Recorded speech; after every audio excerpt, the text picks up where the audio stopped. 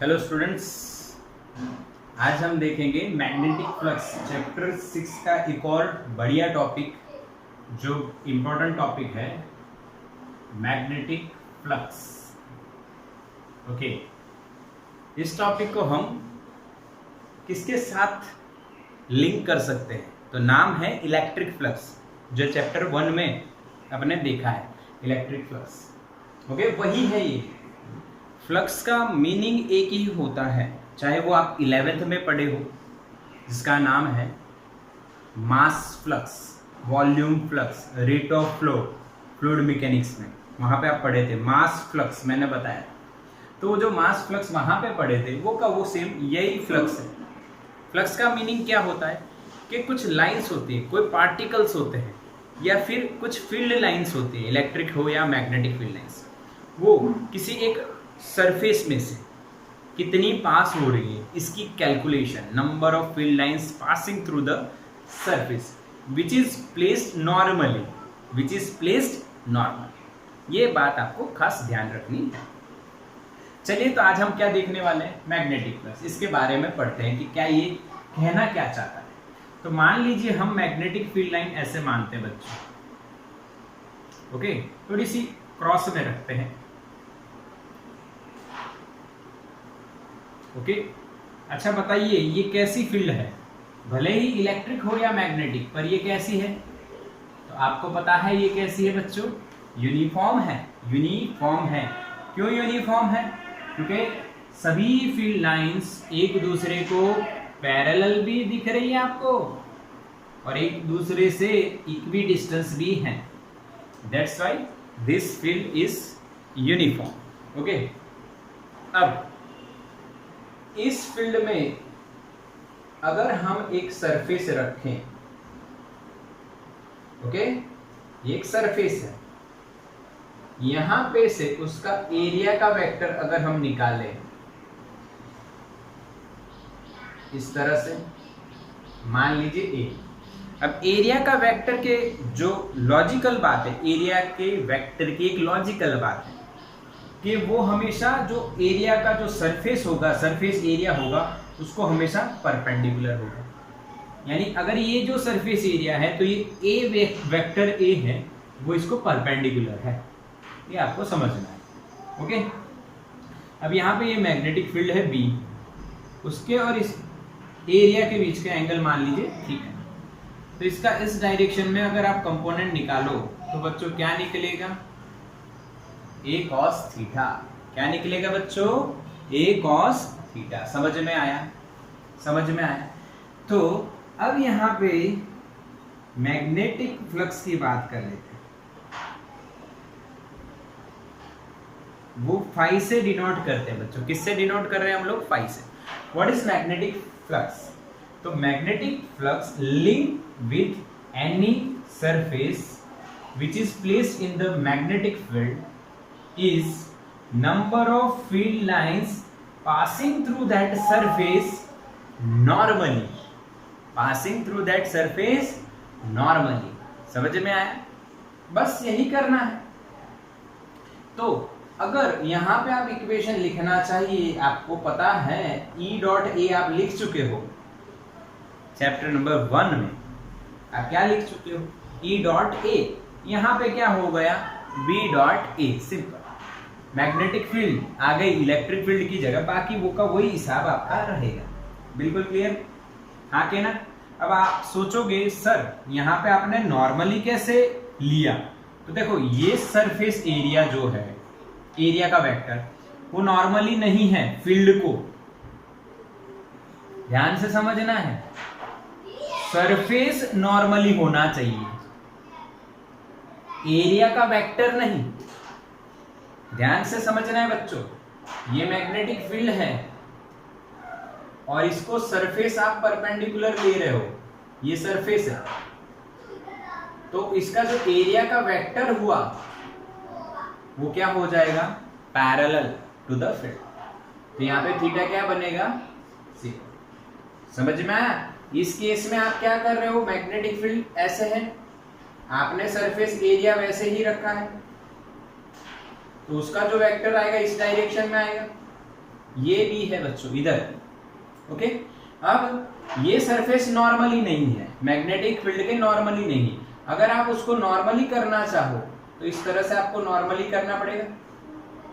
तो मैंने ये जो डैश डैश सरफेस ड्रॉ किया है वो नॉर्मल हो गया टू द फील्ड, तो उसका एरिया का वेक्टर किधर आएगा, parallel to the field. But reality में एंगल थीटा पे है, तो ये वाला जो कंपोनेंट होगा वो क्या हो जाएगा, a cos थीटा। ओके, इसीलिए डेफिनेशन बिल्कुल ध्यान से समझो, बिल्कुल सिंपल है डेफिनेशन कि भाई व्हाट इज मैग्नेटिक फ्लक्स।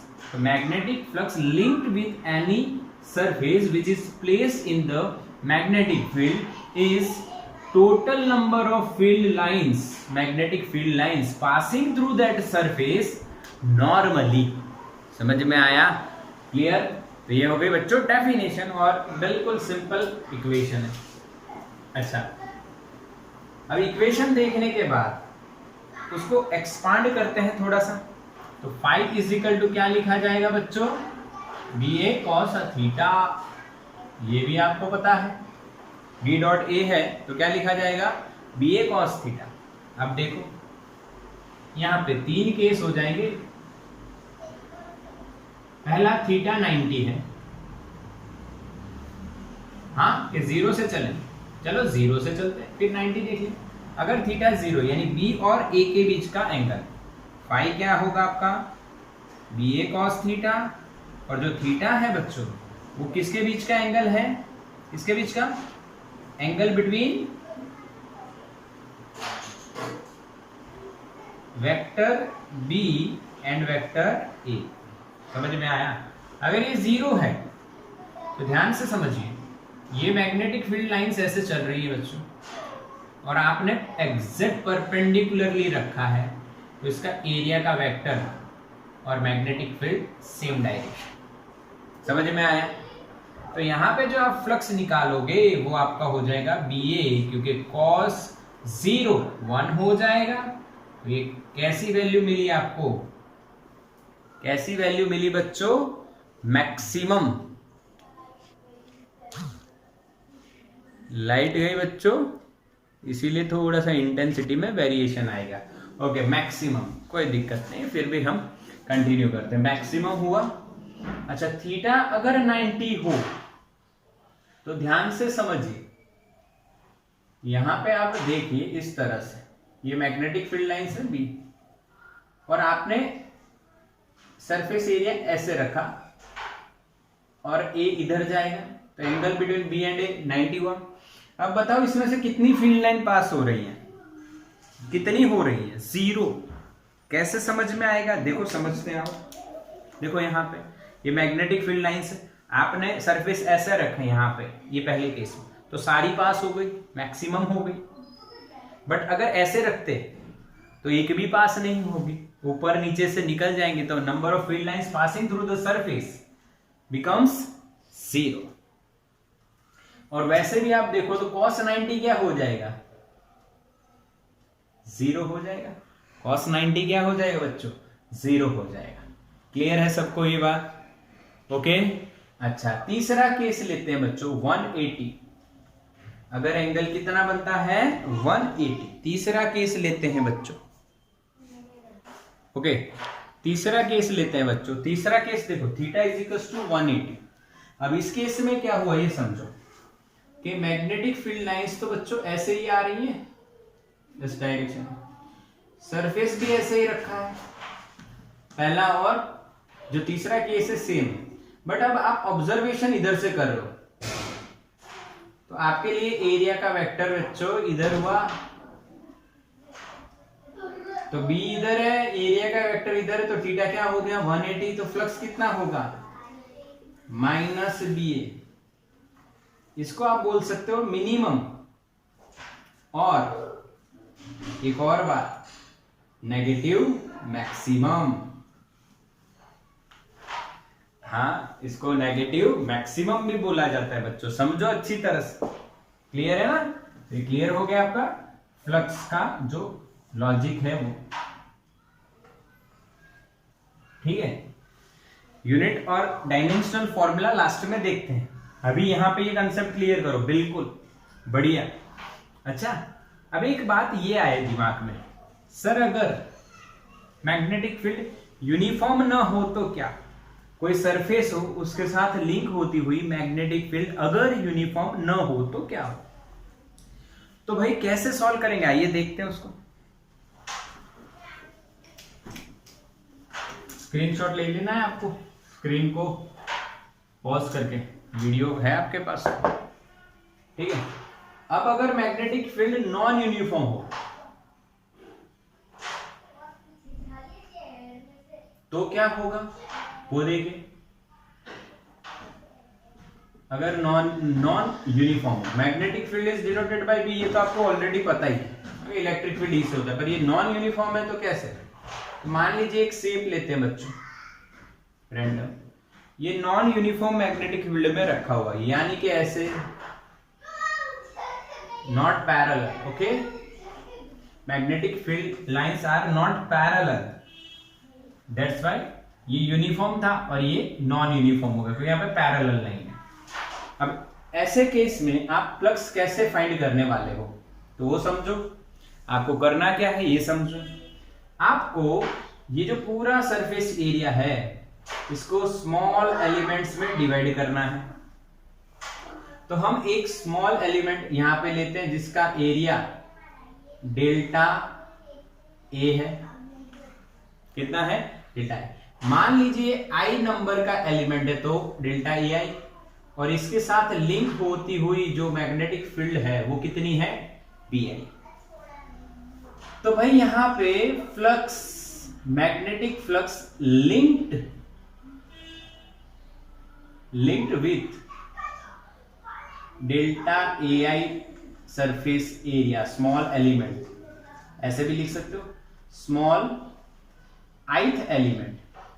आप बहुत सारे ले रहे हो, मैंने आइथ लिया, तो 5i is equal to B I dot delta A I. अब आप सोचोगे क्यों छोटा एलिमेंट लिया?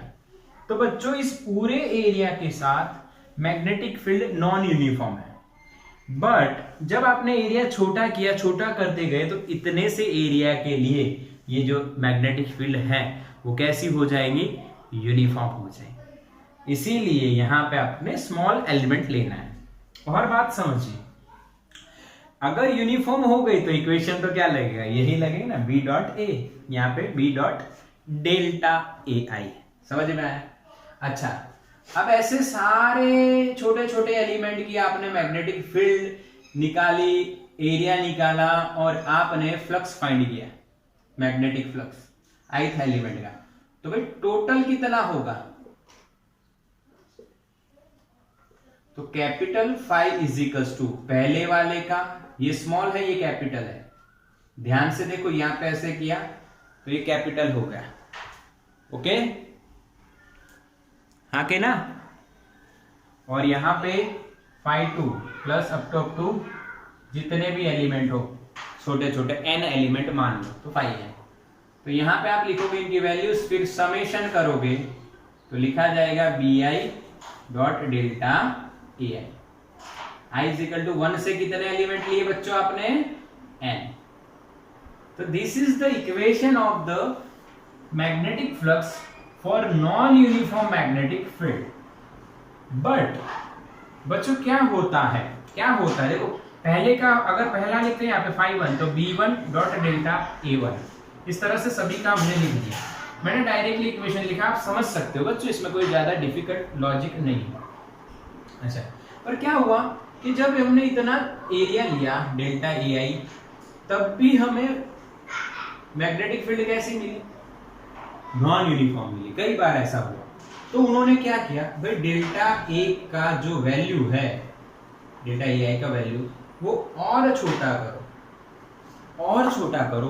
कितना छोटा करो? इतना छोटा करो कि वो टेंस टू क्या हो जाए बच्चों? 0 हो जाए। टेंस टू क्या हो जाए बच्चों? 0 हो जाए। अच्छा, 0 होने पे आपको पता है, बहुत छोटा साइज होने पे आपको पता है यहाँ पे क्या आ जाएगा? समेशन की जगह क्या आ जाएगा बताओ, याद करो, इंटीग्रेशन आ जाएगा।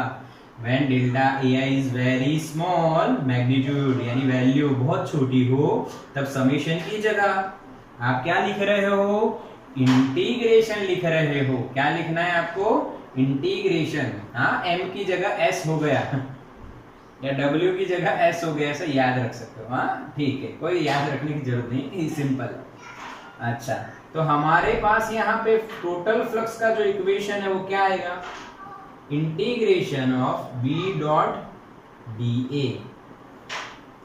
यहाँ पे आप स्मॉल a भी लिख सकते हो बच्चों, कोई दिक्कत नहीं, b डॉट dA, ये b और ये डॉट d। तो ये हो गया final equation of the magnetic flux for non uniform. अच्छा, ये और ये सेम है बच्चों, देखो अगर फील्ड यूनिफॉर्म है तो ये बाहर आ गया, और इंटीग्रेशन ऑफ dA यानी ये आ गया, तो ये और ये सेम ही है बच्चों। पर ये नॉन यूनिफॉर्म के लिए यानी छोटा एलिमेंट लेना है, उसके साथ लिंक होता हुआ फ्लक्स b डॉट dA निकालना है, और उसका पूरे सरफेस पे सरफेस इंटीग्रेशन करना है। कौन सा इंटीग्रेशन करना है, सरफेस पे पूरा इंटीग्रेशन। तीन तरह के होते हैं, लाइन, सरफेस और वॉल्यूम। हम यहाँ पे सरफेस करेंगे। बोलो पक्का हुआ, समझ में आया बच्चों, स्क्रीनशॉट ले लो। चलो अब यहाँ पे हमें पूरा नॉलेज मिल गया कि भाई फ्लक्स है क्या, integration, surface integration b dot dA, या फिर यूनिफॉर्म के लिए b डॉट A। क्लियर है ये, बिल्कुल। अब इसके यूनिट्स की बात कर लेते हैं बच्चों। नई क्वांटिटी पढ़े हो आप, तो यूनिट तो होगा ही कुछ। तो यूनिट क्या है वो पहले डिस्कशन में थोड़ा सा लेते हैं। तो आपको इक्वेशन पता है, तो यूनिट बताने में कोई प्रॉब्लम नहीं होगा। देखो यूनिट कैसे बनेगा, तो भाई 5 इज इक्वल्स टू आपने लिखा b डॉट A, यानी इसका यूनिट होगा b इंटू एरिया का यूनिट। एरिया का आपको पता है, और मैग्नेटिक फील्ड का होता है टेस्ला। टेस्ला कॉइल नाम तो सुना होगा, निकोलस टेस्ला एक महान साइंटिस्ट थे जिन्होंने इंडक्शन पे बहुत काम किया। तो उनकी याद में b का जो यूनिट है वो क्या रखा गया, टेस्ला। ओके, अब देखो यहाँ पे आपको समझना है b के यूनिट के बारे में, थोड़ा सा मैं बता देता हूँ। ये टेस्ला है, इसका CGS यूनिट भी आपको पता होना चाहिए जो गॉस होता है। तो ये जो है SI यूनिट है, तो मैं CGS यूनिट लिखूं बच्चों, तो आप क्या बोलोगे, Gauss into centimetre square, Gauss into centimetre square. अच्छा, ये गॉस यानी क्या है भाई, तो गॉस भी एक साइंटिस्ट का ही नाम है, जो आप गाउस या गॉस बोलते हो वो साइंटिस्ट का ही नाम। अब इन दोनों के बीच का रिलेशन देखिए, 1 tesla is equal to 10⁴ gauss, 10⁴ gauss, ये रिलेशन है। 1 tesla is equal to 10⁴ gauss, ये रिलेशन है इन दोनों के बीच। इसको याद रखने का एक तरीका है भाई, एक टकला 10,000 गंजे के बराबर होता है। इसमें किसी साइंटिस्ट के नाम का यूज नहीं है भाई, गलत मत लेना, पर एक टकला 10,000 गंजे के बराबर होता है। अब इस पे डिटेलिंग मत करो, सिंपल है, यही लॉजिक लगाया है हमने। ओके, एक टकला 10,000 गंजे के बराबर है। Relation between Tesla and Gauss. What is Tesla, unit of magnetic field, और उसी का CGS फॉर्म। ओके, अब इसके यूनिट के बारे में थोड़ी बढ़िया और बातें करते हैं। जो SI यूनिट है उसको एक और साइंटिस्ट के नाम पे बोला जाता है, वेबर। वेबर इसको बोला जाता है। मिला के मैग्नेटिक फ्लक्स के ये जो यूनिट आप देख रहे हो, तो इसको SI यूनिट को एक कॉमन नाम दिया गया वेबर, और उसका सिंबल है capital W into B. Into नहीं है, WB अल्फाबेट में, W into B. Okay, weber capital W into B. Okay, into यानी समझ लेना। ओके, यहाँ पे आपको समझना है कि इसका जो CGS यूनिट है उसका नाम दिया है मैक्सवेल, साइंटिस्ट के नाम MX। मैक्सवेल। क्या दिया है बच्चों? मैक्सवेल। Okay, clear? आके ना, या इसको सिर्फ कैपिटल एम भी आप रख सकते हो, यानी मैक्सवेल ही है। आपको ये नॉलेज में आएगा चैप्टर नंबर 6 या इससे पहले आप जब पढ़े हो तो आपको इसका जो सिंबल है वो मैक्सवेल का आप mx रख सकते हो, बट ऐसा कोई नाम इसका नहीं है, स्पेसिफाई नहीं किया, ये तो मैंने ही लिख दिया है, ठीक है? तो मैक्सवेल होता है। अब what is the relation between weber and Maxwell? एक वेबर जो होता है वो 10⁸ मैक्सवेल के बराबर होता है। समझ में आया? हाँ के ना? तो ये यूनिट की बात हो गई बच्चों, ध्यान से इसको समझो और क्लियर करो। ओके, सही दिख रहा है? इंटेंसिटी ब्राइटनेस थोड़ी एडजस्ट कर दी मैंने। अच्छा, यानी आपको समझ में तो आ गया कि भाई ये जो है मैग्नेटिक फ्लक्स, उसका यूनिट क्या है। आप यहां से देखिए पहले से और समझिए इसको फिर से कि भाई बी का टेस्ला, ए का metre square, tesla into metre square, पक्का? सीजीएस में टेस्ला का गॉस होता है, मीटर का सेंटीमीटर होता है। एसआई को वेबर बोला गया साइंटिस्ट के नाम पे, और सीजीएस में मैक्सवेल बोला गया। फिर इनके बीच का रिलेशन मैंने आपको दिया, टेस्ला और गॉस का रिलेशन ये आ गया।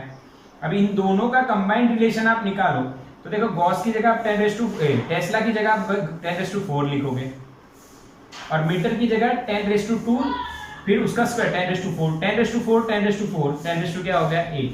यानी वेबर और मैक्सवेल के बीच का रिलेशन आ गया 1 weber is equal to 10⁸ maxwell. अच्छा, अब बात करते हैं ये नई जो क्वांटिटी है, इसके डायमेंशनल फॉर्मूला की बात करते हैं। तो जो फ्लक्स है उसका डायमेंशनल फॉर्मूला क्या है? Magnetic flux. अच्छा, आपको एक बात बता दूं, इसको आप 5 मैग्नेटिक के लिए एम भी लिख सकते हो, क्योंकि आप दो फ्लक्स जानते हो बेटा, इलेक्ट्रिक और मैग्नेटिक। तो इलेक्ट्रिक पे E लिखिए, यहाँ पे M लिखिए, फिर यहाँ पे B लिखिए, यहाँ E लिखिए, कोई भी जो आपकी टेक्स्ट बुक में यूज हो रहा है बोर्ड के लिए वही आप यूज कर रहे हो, बाकी ठीक है। Magnetic flux, okay. अब आपको पता है इसका टेस्ला और मीटर स्क्वायर इन दोनों के MLT के बराबर होगा। अब टेस्ला को आपको याद होना चाहिए, ये टेस्ला का है, ये टेस्ला का है। अगर याद ना हो तो चैप्टर नंबर 4 में आएगा बच्चों ये। अगर चैप्टर 4 में आप पढ़े हो तो आपको पता चल जाएगा ये कैसे आया है, ठीक है? ये टेस्ला का है, इसका ये टेस्ला का, और मीटर स्क्वायर यानी L2, ये तो आपको पता ही। तो यहाँ पे जब आप इसको सॉल्व करोगे M1 L2 T - 2 A - 1, this is the dimensional formula of flux. This is the dimensional formula of magnetic flux. समझ में आया? अच्छा, एक और बात यहाँ पे होती है, क्या ये नई क्वांटिटी जो आप पढ़ रहे हो, क्या ये स्केलर है या वेक्टर? तो कैसी क्वांटिटी है बच्चों? स्केलर क्वांटिटी है। कैसे पता चला स्केलर है? तो भाई इक्वेशन देखो, किसी दो वेक्टर का डॉट हमेशा क्या रहेगा? स्केलर। समझ में आया? तो ये हो गया यूनिट्स, डायमेंशनल फॉर्मूला, और स्केलर है या वेक्टर है। समझ में आया? अच्छा, ये डिपेंड किस पे करती है? Depends on magnetic field, second area, third theta. यहां पे आप लिखोगे ना BA cos थीटा, यानी आप क्या क्या चेंज करोगे, यानी थीटा चेंज करोगे, A चेंज करोगे, B चेंज करोगे। आगे आप पढ़ोगे नंबर ऑफ टर्न्स, वो कॉइल के साथ का फ्लक्स होगा, किसी कॉइल के साथ का फ्लक्स होगा। तो अगर कॉइल की बात करोगे तो नंबर ऑफ टर्न्स आएगा, वो आगे बताऊंगा अभी। चौथी बात इसमें आएगी मीडियम। आपको पता है मीडियम चेंज होने पे फील्ड चेंज हो जाती है, तो मैग्नेटिक फील्ड चेंज हो जाएगी, इसीलिए मीडियम पे भी ये फ्लक्स की वैल्यू डिपेंड करेगी। तो समझ में आया किस चीज पे डिपेंड करती है? हाँ, यहाँ पे area, magnetic field, angle, medium और नंबर ऑफ टर्न्स, पर वो कॉइल में आएगा, वो भी आपको बताया जाएगा। क्लियर? ये तो इसका बच्चों आप क्या ले लीजिए, स्क्रीनशॉट ले लीजिए, बिल्कुल क्लियर हो गया आपको ये टॉपिक, स्क्रीनशॉट लो। चलो तब मैग्नेटिक फ्लक्स जो हमने पढ़ा बढ़िया पढ़ लिया, बिल्कुल क्लियर हो गया। अब इसके कुछ सम्स हम देखते हैं। 5m लिखा यानी मैग्नेटिक फ्लक्स है। तो पहला एक सम हम देखते हैं बच्चों, क्या है, सिंपल देखते हैं, सबसे सिंपल। ओके, ये सरफेस एरिया है बच्चों और मैग्नेटिक फील्ड इधर है B और इसका एरिया का वेक्टर भी इधर है और एरिया की वैल्यू है 2 सेंटीमीटर स्क्वायर। मैग्नेटिक फील्ड है वही बच्चों 10⁻⁵ टेस्ला, चाहे कुछ भी, ये अर्थ की मैग्नेटिक फील्ड के हिसाब से मैंने B लिखा इतना। अच्छा, अब इसका फ्लक्स कितना होगा, तो भाई BA cos थीटा होगा। बच्चों थीटा तो आपका 0 होना है, B और A सेम डायरेक्शन में, तो थीटा क्या हो जाएगा 0। B की वैल्यू 10⁻⁵ और ये कितना 2 सेंटीमीटर स्क्वायर यानी 2 × 10⁻⁴ मीटर स्क्वायर। सेंटीमीटर को मीटर में 10⁻⁻² और उसका स्क्वायर 10⁻⁻⁴ हो जाएगा। तो यहाँ पे आएगा 2 × 10⁻⁻⁴। तो आंसर आएगा 2 × 10⁻⁹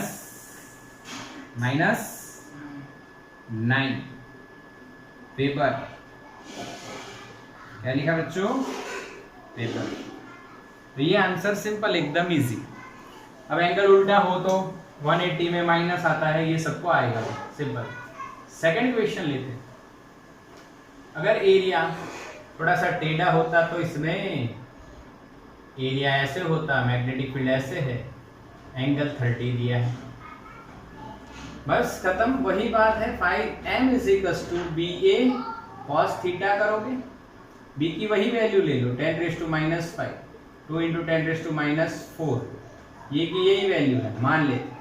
cos 30 √3/2 होता है। आंसर क्या आएगा, √3 × 10⁻⁹ वेबर। देखो आंसर चेंज हो गया। ओके, √3, ये 2 कट हो गया, √3 आ गया, 10⁻⁵ -5 -4 -9 हो गया। अच्छा, ऐसे और भी ऑप्शंस आपके पास अवेलेबल रहेंगे कि अलग अलग एंगल होगा। एक बढ़िया हम देते हैं एग्जांपल, देखो एक और, कि भाई एक सर्कुलर प्लेट है बच्चों। कौन सी प्लेट है, सर्कुलर प्लेट, जिसकी रेडियस आपको दी हो 2 सेंटीमीटर, ठीक है, और इसका एरिया का वेक्टर इधर हुआ।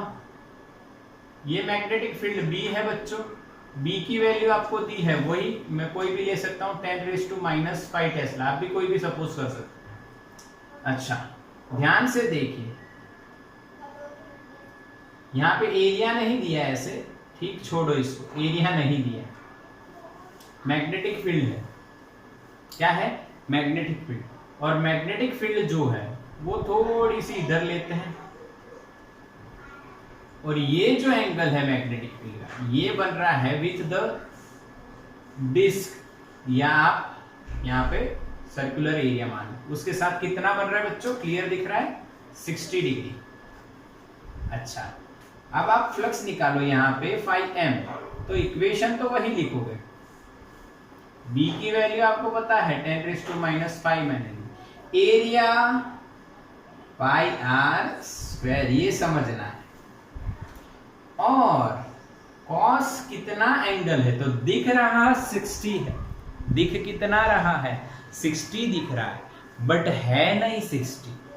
क्यों, देखो समझो कि इस जो सर्कुलर सरफेस है उसका एरिया उसको परपेंडिकुलर होगा, तो ये पूरा 90, उसमें से 60 निकालो तो B और A के बीच का एंगल हुआ 30। समझ में आया, बस अब इसको सॉल्व करो। ये 3.14 या 22/7, 3.14 इंटू रेडियस का स्क्वायर 2 का 4 और सेंटीमीटर का स्क्वायर है तो 10⁻⁴, और यहाँ पे आएगा √3/। बस अब इसको सॉल्व करो और जो आंसर आया वो आपका वेबर में रहेगी, 2 × 2 = 4 हो जाएगा। फिर यहाँ पे 6.28 यानी 6.28 √3 into 10 to the power -9 weber. This is the answer. और आगे भी आप इसको सॉल्व कर सकते हो, 1.73 लेके आप अपने हिसाब से सॉल्व कर सकते हो। तो समझ में आया बच्चों किस तरह से एंगल की बात करते हैं, किस तरह से एंगल की बात करते हैं वो समझ लो। जो इलेक्ट्रिक फील्ड में देखे थे वही ऐसे ही आप कर सकते हो। इसका स्क्रीनशॉट ले लो बच्चों, जल्दी करो। हो गया, हो गया, चलो ठीक है।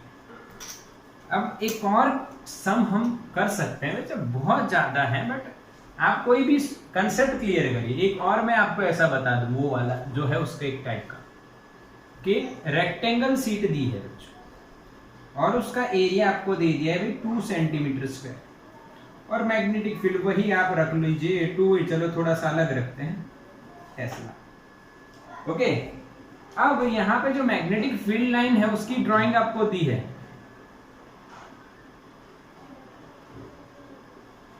बी इस तरह से, यानी ऐसे एंटर हो रही है। ठीक है, हमारे पास यहाँ पे इक्वेशन है ऐसा ही बढ़िया। देखो मैग्नेटिक फील्ड ऐसे जा रही है अंदर और इसमें डायग्राम में मैग्नेटिक फील्ड ऐसे आ रही है और यहाँ पे जो एंगल दिया है वो 30 डिग्री है। कितना है? 30 डिग्री है। यहाँ पे जो एंगल दिया है वो कितना है? 30 डिग्री। तो अब फ्लक्स कितना है? अब फ्लक्स कितना बच्चों? समझ में आया क्वेश्चन? ओके, तो आप बोलोगे सर सिंपल तो है। हाँ बच्चों बहुत सिंपल है, एकदम सिंपल है। BA cos थीटा लगाएंगे, B की वैल्यू 2 × 10⁻⁵, B की वैल्यू हाँ के ना। चलो बच्चों अब देखो इसमें 2 × 10⁻⁵ आ गया। एरिया आपका क्या हो गया यहाँ पे भी 2 सेंटीमीटर, यानी 2 ही रहेगा × 10⁻⁴। अब यहाँ पे कॉस एंगल कितना, तो दिख 30 रहा है पर यहाँ पे आप देखो तो इसका जो एरिया होगा वो इधर कहीं